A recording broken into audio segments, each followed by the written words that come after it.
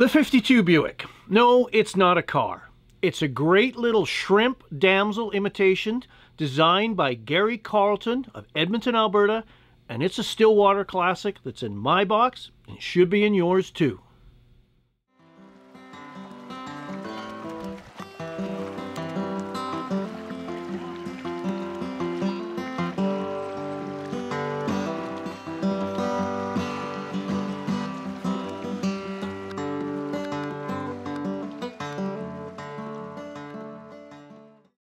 So let's tie a 52 Buick. Into the jaws of the vise, I have placed a Daiichi 1560 number 10. 10s and 12s are also good size ranges to have for this fly. For the tying thread, we are going to use some Semperfli Classic Waxed 8/0 in black. Because we have a little Peacock Herl head on this fly, anytime I have a head like that, I like to start my thread about 1/4 of the shank length back from the hook eye. This provides a proportional goalpost or sideline that I know not to cross so I don't accidentally run out of room to form the head. I'm just covering the hook shank with tying thread to form a good firm base. I go back about halfway between the point and the rear of the crushed down barb. Take the tying thread forward to about the midpoint. This is where I'll tie in the tail. For the tail, we're going to use some Mallard flank. This is a Mallard dyed a yellow Chartreuse color. If you want, you could also tie in the tail in olive or use Woodduck. There are many color options. So we're going to strip away the flue from one side of the feather, and then I'm going to isolate a clump of fibers for the tail.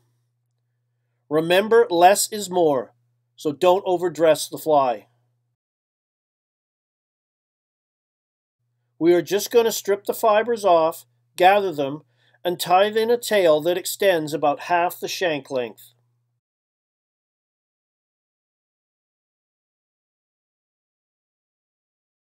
Use a couple of wraps to tie down the clump on top of the shank. Play with the length slightly. Once you are happy, secure it using firm wraps. Don't pull too tightly on the thread, as I want to ensure the tail stays nice and gathered.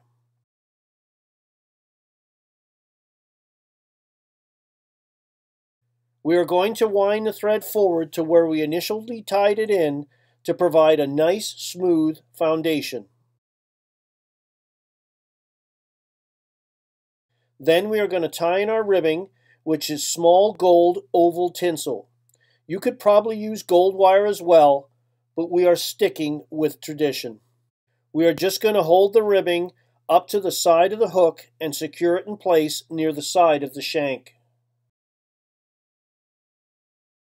We are now going to form our dubbed body.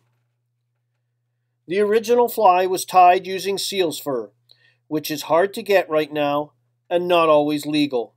So I'll use some seal's fur substitute, olive green SemperSeal.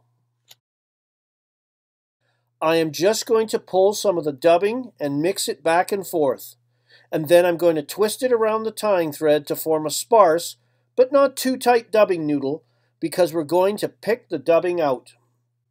Just form a short little dubbing noodle. You can always add more dubbing if needed. It's more difficult to remove dubbing if you've used too much. I'm now going to slide the dubbing up to the hook.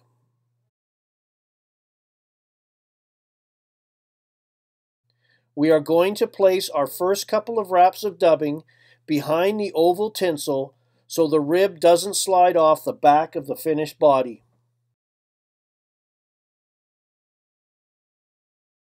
Now we are going to dub the body forward to form a somewhat cigar-shaped body.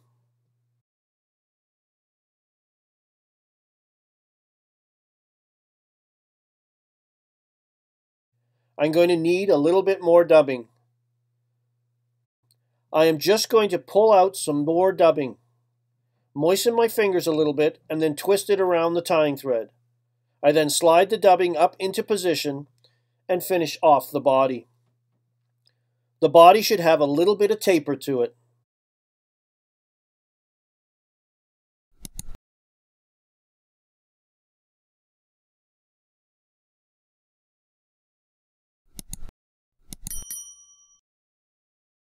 You can then come in and trim any long, errant dubbing fibers out of the way.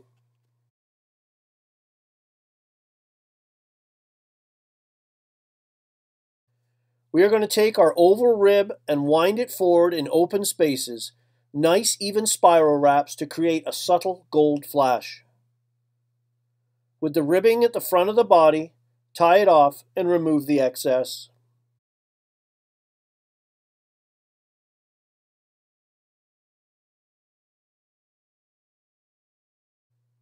We can now come in with a dubbing brush and just roughen up the body. After a few trout maulings, the body will get roughed up anyway, but it just helps provide a little translucence. We're just going to sweep any dubbing fibers back out of the way. I'll now advance the tying thread forward so it sits about halfway between the hook eye and the body. The beard is exactly the same material as the tail, so I'll take a similarly sized clump of mallard flank and strip it from the stem. I'm going to give the bobbin a clockwise counterspin. This will cause the thread to jump backwards so I can easily tie in the beard. I'll pinch and manipulate the beard so it sits underneath the body with the tips extending back to the hook point. While supporting the beard, I'll wind the thread forward to further secure it in place. I don't want to be too firm with my thread wraps as I don't want the beard to flare wildly. I'm going to trim off the excess mallard, cover up the butts, and then form a nice smooth base. I'm now going to move the tying thread almost back to the body. For the head, I'm going to use Peacock Herl. You just can't beat it. I'm going to use 2 strands. I stroke them together by the tips. This helps them behave as one when I tie them in. I'm going to trim off the tips because they're brittle. I'm then going to tie in the Peacock Herl by the trim tips and secure them back to the body. Then we're going to start winding them forward one wrap directly in front of the other.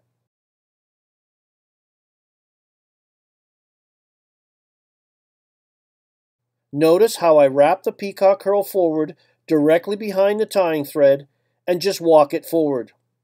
This helps keep your Peacock Herl together. And when you stop winding, the thread is exactly where it needs to be to tie off the Peacock Herl.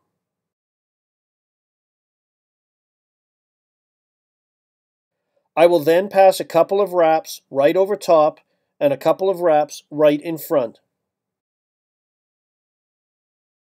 Then, using the hook eye as a guide, I'll trim off the excess Peacock Herl.